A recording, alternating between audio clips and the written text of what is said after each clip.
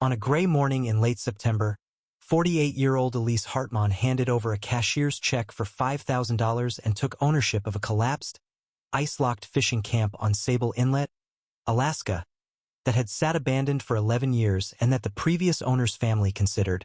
by their own admission, essentially worthless. The camp consisted of 3 storm-battered cabins, a caved-in dock, and 40 acres of rocky shoreline pressed hard against the base of a retreating tidewater glacier that dumped meltwater into the inlet through a narrow, fast-moving channel nobody in the region had ever bothered studying closely. Elise had spent 19 years as a marine biologist with a federal research program before a round of budget cuts eliminated her position 18 months earlier,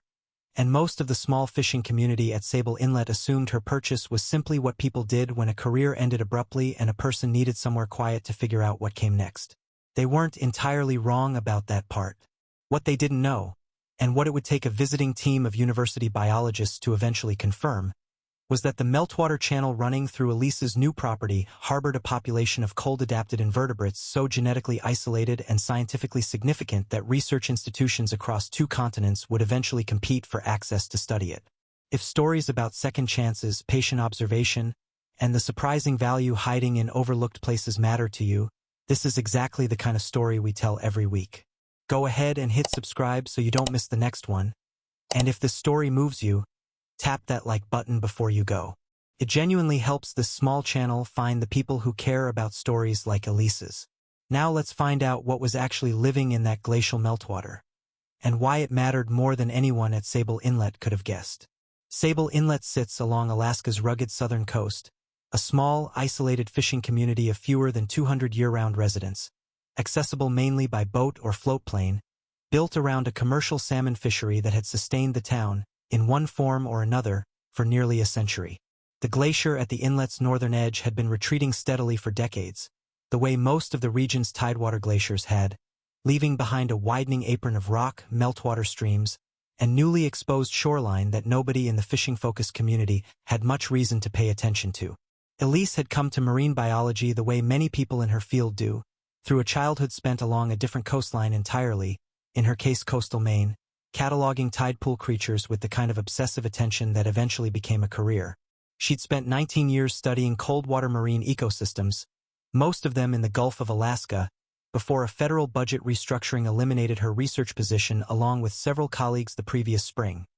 The kind of sudden professional loss that left her at 48, with a strong resume, a modest severance, and no clear sense of what her working life was supposed to look like next. She'd visited Sable Inlet once before, briefly nearly a decade earlier as part of a research survey, and had remembered the meltwater channel at the property's edge as an interesting but entirely unstudied feature, the kind of small, cold, fast-moving stream that regional survey work typically skipped in favor of larger, more accessible sites. When the old Pruitt family camp came up for sale that September, priced at essentially the cost of the land itself given the collapsed condition of every structure on it, Elise found herself thinking less about the cabins and more about that unstudied channel, still tumbling down from the glacier's edge exactly as she remembered it. Her decision surprised her own sister, Renata, who lived in Anchorage and had watched Elise's career unravel over the previous year with the particular helpless worry siblings often carry. "You're buying a collapsed fishing camp because of a stream nobody's ever studied," Renata said, more statement than question, during one of their weekly phone calls. Elise admitted that was, roughly, the whole plan, and Renata, who'd learned over 4 decades that her sister's instincts about cold water tended to be worth taking seriously, didn't argue the point much further. The Sable Inlet community was less diplomatic. Warren Kiska, who ran the inlet's small general store and had known the Pruitt family for decades, told Elise plainly, in the kind, blunt way small isolated communities often deliver bad news, that the camp had been considered a loss even before it was abandoned, that the glacier's retreat had made the shoreline increasingly unstable, and that most locals assumed whoever bought it would either give up within a year or spend a fortune trying to make the cabins livable again. Elise thanked him for the honesty and moved into the least damaged of the 3 cabins that same week, patching the roof herself before the first real snow arrived. What Elise did that first winter, largely alone and with considerably more free time than she'd had in nearly 2 decades, was exactly what her training had prepared her for: careful, patient, unglamorous fieldwork. She began surveying the meltwater channel weekly, even through the coldest months, collecting water samples, documenting temperature and flow rate,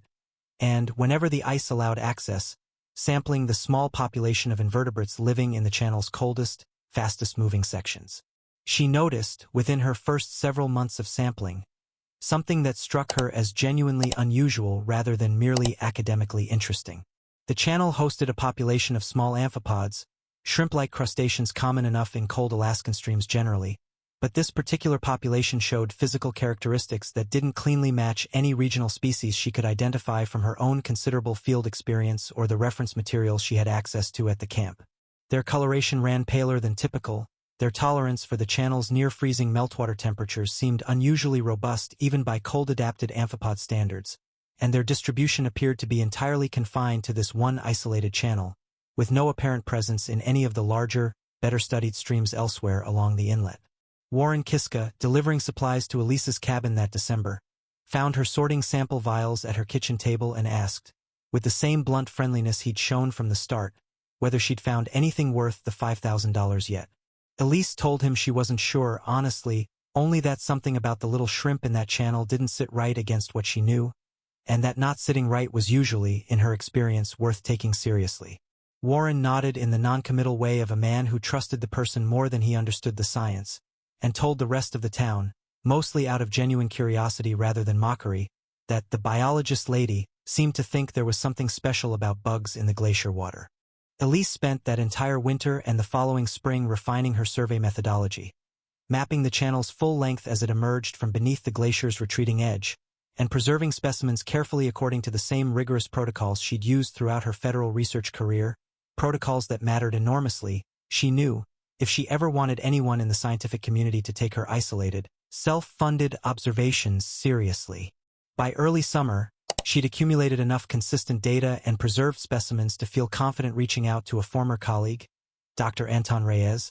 a systematics researcher at the University of Alaska who specialized in cold-water invertebrate taxonomy. Dr. Reyes, who'd worked alongside Elise on 2 previous research projects and trusted her fieldwork implicitly, agreed to review her specimens that July, though he admitted afterward that he'd expected, at most, an interesting regional variant rather than anything requiring serious taxonomic attention. What Dr. Reyes found, once genetic sequencing on Elise's preserved specimens came back that August, reframed the entire discovery. The amphipod population in Elise's meltwater channel wasn't simply an unusual regional variant. Its genetic profile diverged significantly enough from every known related species in the broader region to suggest a population that had been isolated, likely for thousands of years, in a glacial refugium, a small pocket of habitat that had persisted through repeated glacial advances and retreats while surrounding populations of the same broader lineage had been repeatedly wiped out and recolonized from elsewhere. The population Elise had found appeared to represent a distinct, previously undocumented lineage, cold-adapted in ways that made it scientifically valuable well beyond simple taxonomic curiosity. Cold-adapted organisms like Elise's amphipods produce specialized proteins and enzymes that remain functional at temperatures that would disable equivalent molecules in more temperature-tolerant species.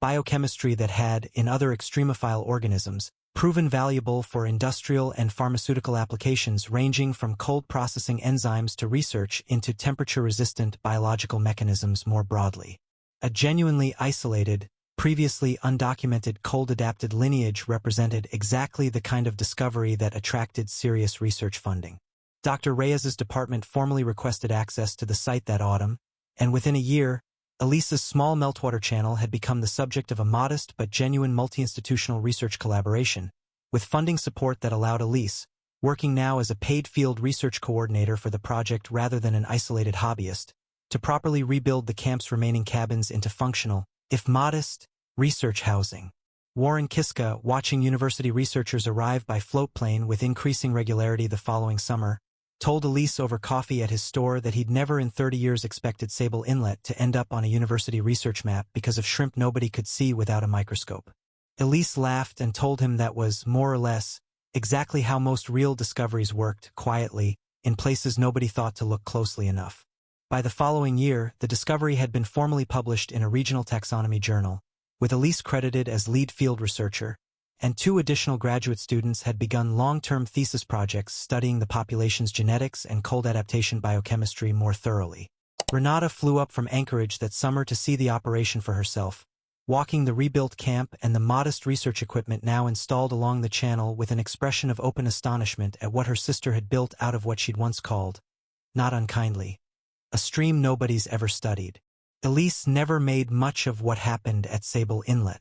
When people asked how she'd known the channel held something worth investigating, she usually gave some version of the same answer. She hadn't known, not with any certainty a scientist would put her name behind. She'd simply noticed something that didn't quite match what she already knew, and 19 years of careful training had taught her that the gap between what you expect to find and what you actually find is usually exactly where real discovery happens. There is a particular kind of patience that survives a career's sudden ending only when it was never really about the job title in the first place. Elise Hartmann hadn't set out to discover a previously undocumented species or rebuild a career out of a collapsed fishing camp. She'd simply refused to stop noticing small, unusual things in cold water,